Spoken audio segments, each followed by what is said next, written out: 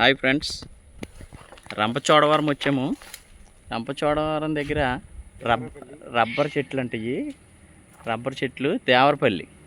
ఇగో దేవరపల్లిలో ఈ రబ్బర్ తోట సంబంధించిన ఆయన ఉన్నారు. మనం ఆయన్ని అడుగుదాము.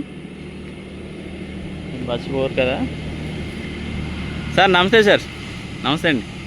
ఇది దేవరపల్లి. ఇది ఓకే. ఈ అన్ని రబ్బర్ చెట్లు ఇవి. రబ్బర్ చెట్లు అండి. ఎంతకాలం నుంచి చేస్తున్నారు మీరు? 86 నుంచి అండి. 86 నుంచి. ఈ పంట ఎప్పటికి వస్తుంది? ఇది వేసిన 7 సంవత్సరాలకు వస్తుందండి. 7 సంవత్సరాలకి. 7 సంవత్సరాలు.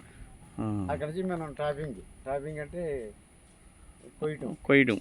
దానికి డొక్కు కట్టేసి మనం టాపింగ్ చేసి పాలు కారుతూ ఉంటాయి దాంట్లో. చాలా శాఖలు ఉంటుంది. మరి ఆ పాలు ఏమైనా ఉపయోగం ఉందా? పాలు వల్ల ఉంది కదండి. మరి తోడు పెడితే అది మన పెరుగు టైప్ లో వచ్చేస్తాయండి. స్వీట్ లాగా ఇలాగా కేకులు ఉంటాయి కదా. ఓకే.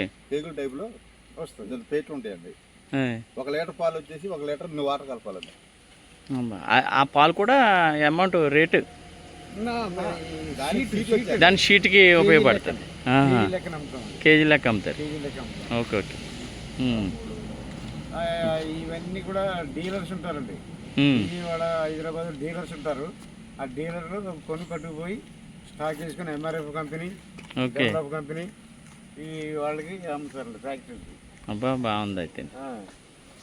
బాగుంది అయితే. పర్వాలేదు, లాస్ ఏం కాదు. కాదండి. ఓకే. కానీ కొంచెం పని ఎక్కువ అండి. పని ఎక్కువ. Okay sir, thank you sir.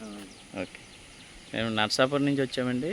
Narsapuram నుంచి వచ్చి రబ్బర్ చెట్ల కాడికి, మొక్కల కాడికి వచ్చాము. మేము వాళ్ళని అడిగి లోపలికి వెళ్తున్నాం షూట్ తీయడానికి.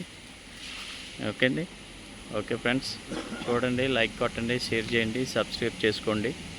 Okay friends.